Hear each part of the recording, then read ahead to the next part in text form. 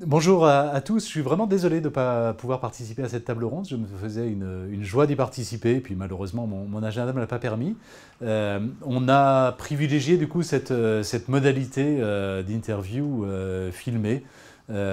J'espère qu'une prochaine fois je pourrai être là. L'articulation entre les questions d'éthique et l'intelligence artificielle est en réalité extrêmement complexe. L'intelligence artificielle se développe d'abord dans le monde du tertiaire, hein, là où la robotique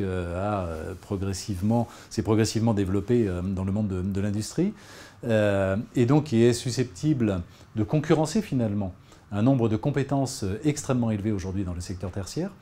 Et par ailleurs, l'intelligence artificielle se développe à coût marginal quasiment nul, en tout cas extrêmement faible. Ça veut dire que progressivement, l'intelligence artificielle devient une forme de main-d'œuvre gratuite en vérité.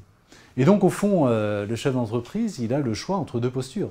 Soit accepter et contribuer, nourrir ce mouvement de remplacement progressif de l'homme par la machine finalement, hein, en l'occurrence par l'intelligence artificielle, et donc créer potentiellement des cohortes de chômeurs supplémentaires.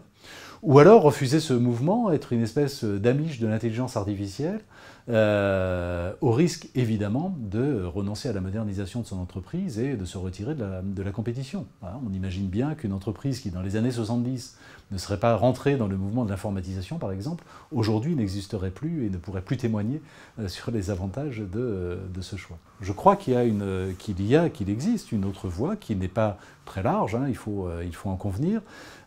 C'est finalement de considérer l'intelligence artificielle non pas sous l'angle gain de productivité, mais plutôt sous l'angle d'amélioration du service rendu au client final et enrichissement du travail fourni par les collaborateurs de l'entreprise. Si en effet l'intelligence artificielle règle les problèmes les plus courants, les plus simples et à plus faible valeur ajoutée, ça veut dire que les collaborateurs peuvent se concentrer dans la relation client sur un apport de service à plus forte valeur ajoutée, ce qui, à long terme, augmente automatiquement le niveau de satisfaction de ses clients et finalement leur fidélité. C'est en tout cas le choix clairement qu'une entreprise comme la Maïf a opéré, et avec en effet des résultats assez probants sur le niveau de satisfaction et la fidélité de nos assurés.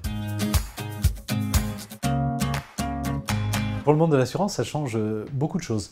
Juste peut-être une illustration qui est particulièrement forte, c'est la question de la tarification.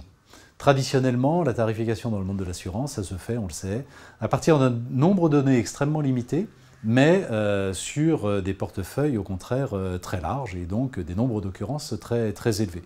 Et de là, par des lois probabilistes, on détermine statistiquement quel risque fait encourir tel profil.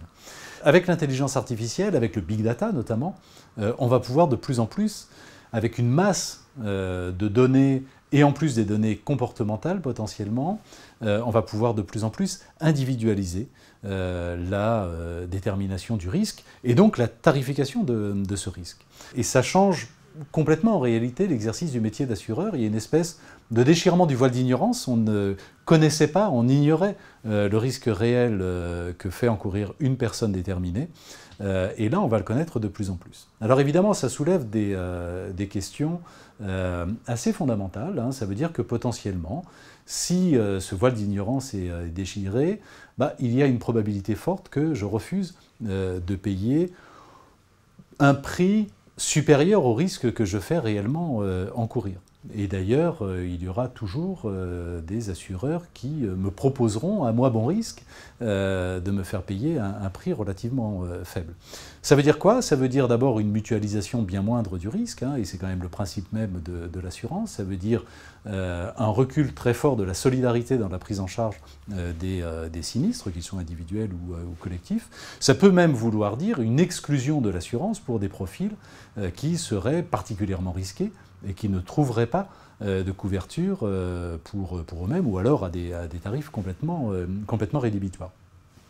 Pour autant, tout n'est pas négatif dans cette évolution. Il y a aussi des vertus potentielles, et en particulier lorsque la connaissance du risque permet d'en prévenir la survenance, en modifiant en amont le comportement de l'individu. Si je suis automobiliste et si on sait que tel style de conduite fait encourir un risque très largement supérieur, eh bien je peux, de manière préventive, modifier mon style de conduite.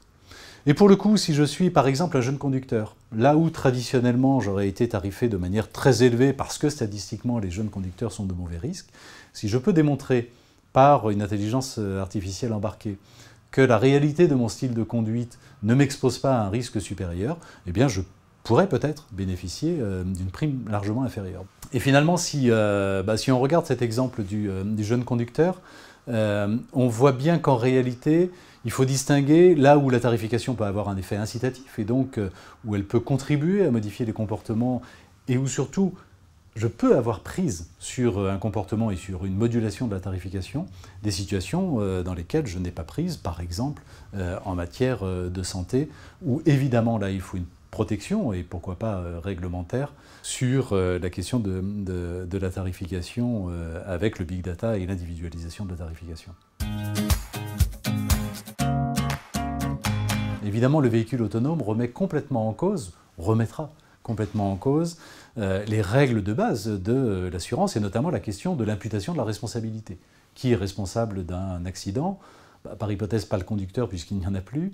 Est-ce que c'est le constructeur automobile? Est-ce que c'est le fabricant d'algorithmes, etc. Mais au-delà de cette question de l'imputation de la responsabilité, se poseront également des questions éthiques extrêmement fortes.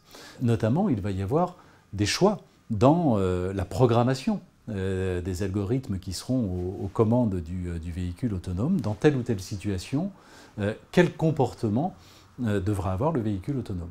Est-ce qu'il devra plutôt protéger les passagers du véhicule ou plutôt au contraire les piétons par exemple et d'une manière générale l'environnement? Et donc finalement on voit bien à travers cette question assez fondamentale quand même du comportement programmé du véhicule que des questions très fortes se posent. Questions entre préférence plutôt pour la protection individuelle du propriétaire du véhicule ou plutôt pour l'intérêt collectif et la protection de son environnement. Et puis question évidemment d'acceptabilité sociale.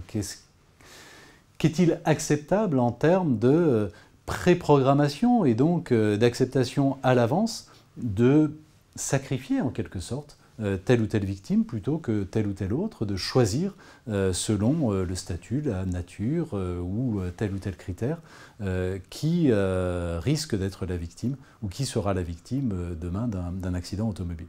Ça pose évidemment des débats considérables que d'ailleurs le législateur ne pourra pas ne pas trancher in fine. Finalement, la question qui se pose, c'est la question de savoir si l'économie digitale est totalement soluble dans l'économie capitaliste. Je vais prendre deux exemples, deux illustrations. D'abord, la question du rôle du prix.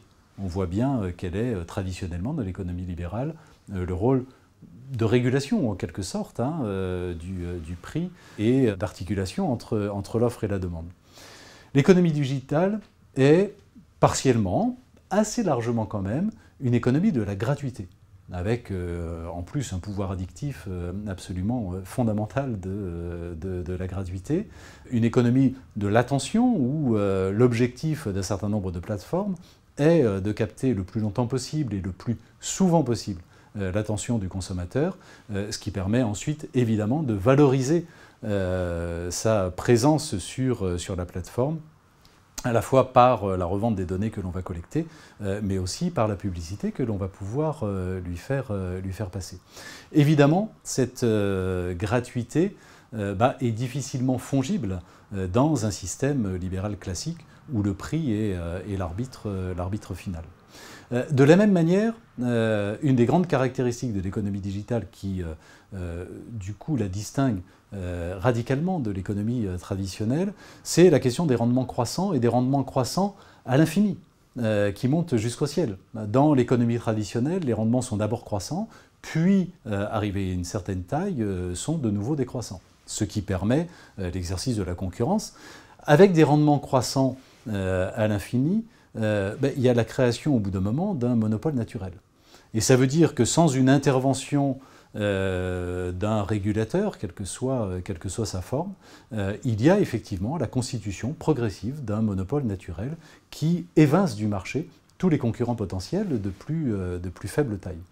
Et donc on voit bien à travers ces deux exemples que ce qui était des cas à la marge dans le monde capitaliste, qu'il fallait traiter, mais qui se traitait, celui des externalités, c'est-à-dire de ce qui n'est pas pris en compte par le système de prix, ou celui de la constitution de monopoles naturels dans des domaines extrêmement spécifiques, ce qui était marginal et donc pouvait être réglé par des réglementations adaptées, devient relativement central dans l'économie du digital. Et finalement, je crois qu'il y a une vraie interrogation, une vraie question à se poser sur la question de savoir si, en effet, économie digitale et économie capitaliste sont véritablement compatibles. Mais c'est un sujet, je reconnais, qui dépasse un tout petit peu la question simplement de l'intelligence artificielle et de l'éthique. Voilà, encore désolé de ne pas avoir été présent physiquement. Merci en tout cas pour votre attention. Et puis surtout, bonne continuation dans vos travaux pendant cette journée. À bientôt, merci.